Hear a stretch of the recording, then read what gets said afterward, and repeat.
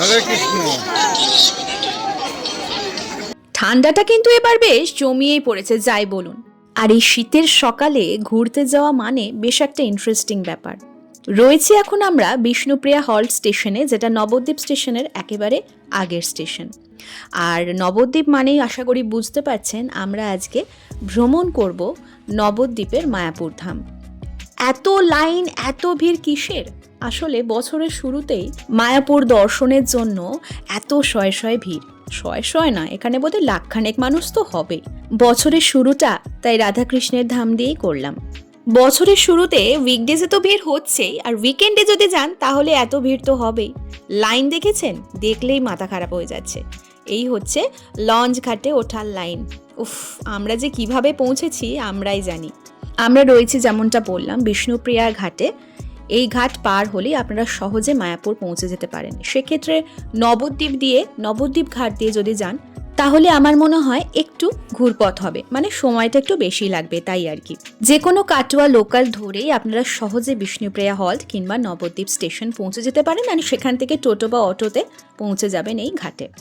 আর সেক্ষেত্রে কলকাতা থেকে যদি বাই কার আসতে চান তাহলে NH-12 ধরে ভায়া কৃষ্ণনগর আপনারা সহজেই পৌঁছে যেতে পারেন নবদ্বীপ ধামের এই মায়াপুর ইসকন টেম্পলে। তো এই ঠান্ডায় একদিনের জন্য যদি ছোট্ট একটা ট্যুর চান বা একদিনে কোথাও যদি ঘুরতে যেতে চান, সকাল সকাল আপনারা বেরিয়ে পড়তে পারেন এই মায়াপুর ইসকন টেম্পলের উদ্দেশ্যে। বেশ ভালোই লাগবে। আর ঠান্ডাটা প্রচণ্ডই পড়েছিল, আর এই জলের দুটো রকম কালার দেখে বেশ ভালোই লাগছিল। নৌকো বিহার করতে করতে নৌকো না, লঞ্চ বিহার করতে করতে আমরা কিন্তু পৌঁছে গেছিলাম আমাদের গন্তব্যে। ওই যে দূরে দেখা যায় মায়াপুর ইসকন টেম্পল। সারা বছরই মায়াপুরের এই মন্দিরে টুকটাক ভিড় হতেই থাকে, কিন্তু আমার মনে হয় শীতকালে ঘোরার জন্য কিন্তু একেবারেই আইডিয়াল এই মায়াপুর ইসকন টেম্পলটা। ঠিক পিছন দিকে রয়েছে নতুন সেই মন্দির, যেটা এখনো পর্যন্ত ওপেন হয়নি, কিন্তু সেখানে গিয়ে খবর পেলাম খুব শীঘ্রই ওপেন হতে চলেছে পৃথিবীর সবথেকে বৃহত্তম এই হিন্দু মন্দির। মায়াপুর হলো ভারতের পশ্চিমবঙ্গের নদিয়া জেলার কৃষ্ণনগর সদর মহকুমার নবদ্বীপ সিডি ব্লকের একটি তীর্থস্থান। জলঙ্গি নদী এবং গঙ্গার শাখা নদী ভাগীরথীর সঙ্গমস্থলে অবস্থিত। সারা বছর ধরে লাখে লাখে ভক্তদের সমাগম হয় এই মায়াপুর ইসকন টেম্পলে। শুরুতেই বলি এখানে দর্শনীয় স্থান কি কি রয়েছে। মায়াপুর চন্দ্রোদয় মন্দির, শ্রী শ্রী রাধা মাধব পঞ্চতত্ত্ব ও ভগবান নৃসিংহদেবের দর্শন। রয়েছে প্রভুপাদের সমাধি ও মিউজিয়াম। প্রভুপাদের জীবন আর ইসকন প্রতিষ্ঠা সম্পর্কে এখান থেকে আপনারা জানতে পারবেন। গঙ্গা আরতি ও নৌকো ভ্রমণ। সন্ধ্যায় গঙ্গার তীরে গঙ্গার আরতি হয় এবং নৌকায় ত্রিবেণী সঙ্গম দর্শন করানো যায়। শ্রী চৈতন্য মহাপ্রভুর জন্মস্থান, শ্রীবাস অঙ্গন, চৈতন্য মঠ ইত্যাদি।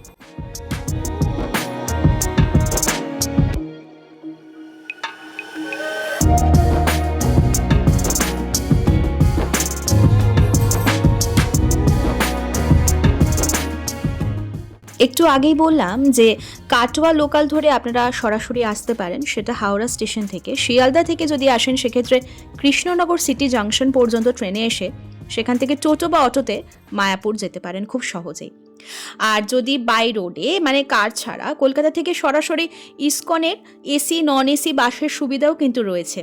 বুধবার, শুক্রবার, শনিবার, রবিবার, এছাড়া ধুবুলিয়া বা কৃষ্ণনগর পর্যন্ত বাস, ট্রেন সবেতেই টোটো অটোতে কিন্তু যেতে পারেন এবং খুব সহজে পৌঁছে যেতে পারেন মায়াপুরে ইসকন টেম্পলে। এখানে কিন্তু থাকা খাওয়ারও সুব্যবস্থা রয়েছে, যেটা প্রসাদ সহযোগে, আর একেবারে সেটা বাজেট ফ্রেন্ডলি। ভ্রমণের সময়টা বলি, যে কোনো সময়তেই কিন্তু আপনারা যেতে পারেন, তবে সন্ধ্যায় গঙ্গা আরতি আর মন্দিরের আরতি দেখার কিন্তু এক বিশেষ অভিজ্ঞতা আছে। আমরা যদিও খুব ঠান্ডায় গিয়েছিলাম, সকালবেলা গেছিলাম, তাই সন্ধ্যের আরতিটা এনজয় করতে পারিনি। তবে কথা দিচ্ছি ভবিষ্যতে কোনো সময় গেলে অবশ্যই আপনাদের সাথে সন্ধ্যের এই আরতির মুহূর্তটা শেয়ার করব। কখন কখন কীরকম ধরনের আরতি হয়, কখন মন্দির খোলে এবং বন্ধ হয়ে যায়, এই তালিকাতে মানে এই লিস্টে আপনারা সবটাই দেখতে পাবেন। ছোটবেলায় যখন মায়াপুর ইসকন টেম্পলে যেতাম তখনকার থেকে এখনকার ছবি কিন্তু সম্পূর্ণটাই আলাদা।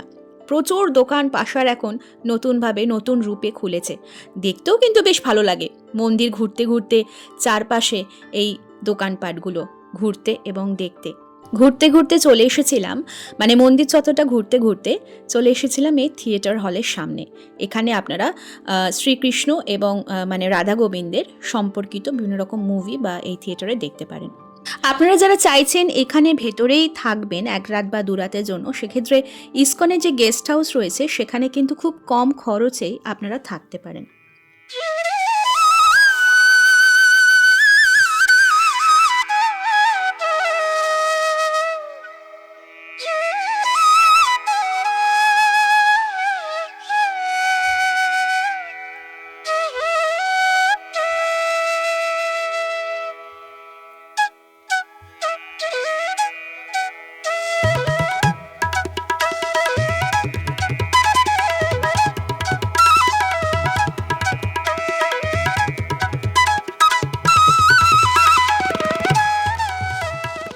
শীতকালে কোথাও ভ্রমণে গেলে এই একটা ফেসিলিটি রয়েছে, চারিপাশে এত সুন্দর সুন্দর ফুল আপনারা দেখতে পাবেন, দেখেই যেন চোখটা জুড়িয়ে যায়।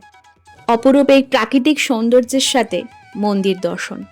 যদিও মন্দিরের ভেতরে তো ক্যামেরা ফোন কোনোটাই অ্যালাউ করে না, ওই যে মন্দির ভেতরে ওইখানে কিন্তু আপনারা কোনোভাবে ফোন ক্যামেরা কোনো কিছুই নিয়ে যেতে পারবেন না, নট অ্যালাউড।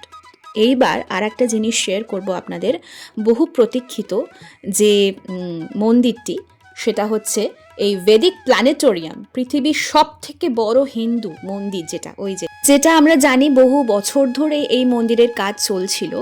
সেই মন্দিরটি ফাইনালি ওপেন হতে চলেছে 2027-এ, গ্র্যান্ড ওপেনিং।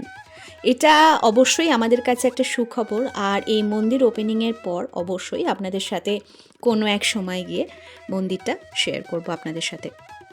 যদিও জানি না ভেতরে ক্যামেরা ফোন কোনোটাই অ্যালাউড হবে কি না, যতদূর সম্ভব হবে না, তবুও চেষ্টা করব শেয়ার করার।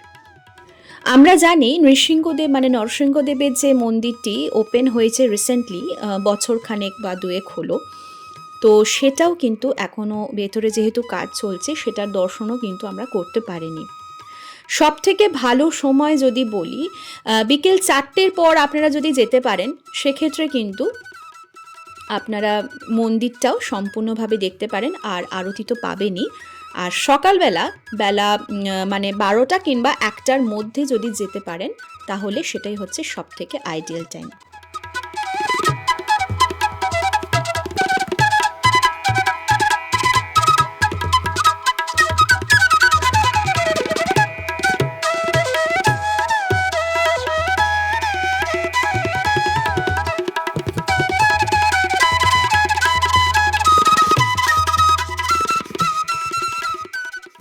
মহাপ্রসাদ এখানে পাওয়া যায়। এখানে কিছু দোকান রয়েছে যেখানে আপনারা বিভিন্ন রকম মূল্যের মহাপ্রসাদ পাবেন, মানে প্রসাদী হিসাবে। 50 টাকা রয়েছে এখানে কিছু গজা বা কেক টাইপের রয়েছে এই প্রসাদগুলোর মধ্যে। বিভিন্ন রকম প্রাইসে রয়েছে, 50 টাকা, 60 টাকা, 30 টাকা।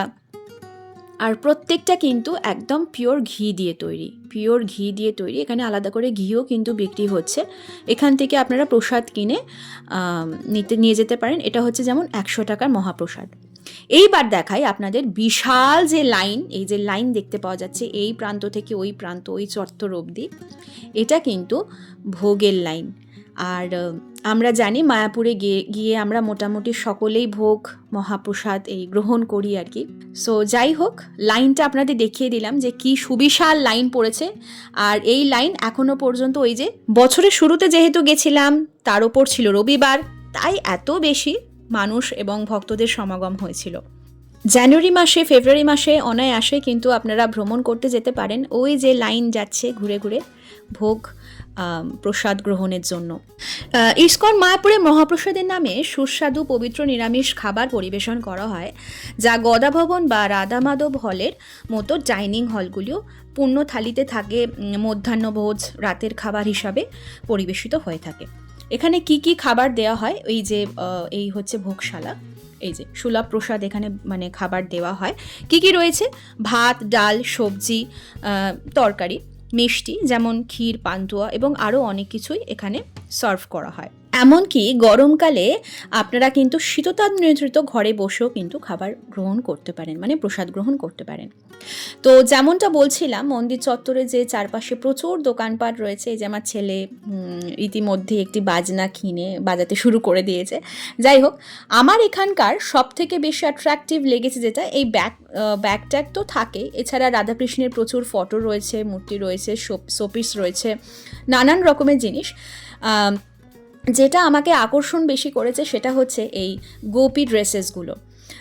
একটু পরে আপনাদের অবশ্যই দেখাবো গোপী ড্রেসেসগুলো, আমার খুব ভালো লেগেছে। একটা নেওয়ার অবশ্যই ইচ্ছা ছিল, কিন্তু আর নেওয়া হয়ে ওঠেনি। এই যে ড্রেসেসগুলো দেখতে খুব সুন্দর লাগে, অনেকটা লেহেঙ্গা স্টাইলে। আপনারা যারা মায়াপুর দর্শনে আসবেন তারা দেখতে পাবেন এখানে এরকম প্রচুর দোকান পাশার রয়েছে যেখানে এই ড্রেসেসগুলো বিক্রি হচ্ছে, এমনকি ছোটদের জন্য। চোখ পড়লো খুব সুন্দর জগন্নাথ, বলরাম এবং সুভদ্রার একটি মূর্তির ওপর। দারুণ, এত সুন্দর মূর্তিটা দেখে জাস্ট আমি ক্যামেরাবন্দি না করে থাকতে পারলাম না। আপনারা যারা আসবেন বলে প্ল্যান করছেন অবশ্যই একটু সকাল সকাল আসার চেষ্টা করুন, তাহলে 12টা-1টার মধ্যে আপনারা মন্দিরটি খোলা পাবেন এবং দর্শন করতে পারবেন। যদি বেলা করে আসেন সেক্ষেত্রে মন্দির বন্ধ হয়ে গেলে কিন্তু ভেতরে ঠাকুর আপনারা দর্শন করতে পারবেন না। তবে হ্যাঁ, দুপুরবেলা যদি আসেন তাহলে 4টের পর মন্দির কিন্তু আবার ওপেন হবে, খুলবে। তারপরে আপনারা সন্ধে আরতি খুব সুন্দরভাবে দর্শন করতে পারেন। তো যাই হোক, আমাদের এই একদিনের জার্নি মায়াপুর ইসকন টেম্পল ভ্রমণ কিন্তু বেশ ভালো লেগেছে। উইকেন্ডে গেছিলাম, যথারীতি প্রচণ্ড ভিড় হয়েছিল, বছরের শুরু, তাই সবাই এই শীতের আমেজে শীতের ছুটি কাটাতে এবং আনন্দ নিতে মায়াপুর দর্শনে চলে গেছিল। মন্দির বাইরের চত্বরেও কিন্তু আপনারা প্রচুর নিরামিষ হোটেল এবং খাবার দোকান কিন্তু পেয়ে যাবেন। বাইরেও এই যে সমস্ত পাশারগুলো রয়েছে, এখানে দেখুন এই সেই গোপী ড্রেসেসগুলো প্রচুর রয়েছে, প্রচুর পরিমাণে, ভেতরেও বিক্রি হচ্ছে, বাইরেও বিক্রি হচ্ছে। তো আজকের একদিনের মায়াপুর ভ্রমণ আর এই মায়াপুর ভ্রমণ সম্পর্কিত তথ্য ইনফরমেশন আশা করি আপনাদের কাজে লাগবে। তো এরকম ইনফরমেটিভ ভিডিও পেতে চ্যানেলে অবশ্যই চোখ রাখুন। রাধে রাধে।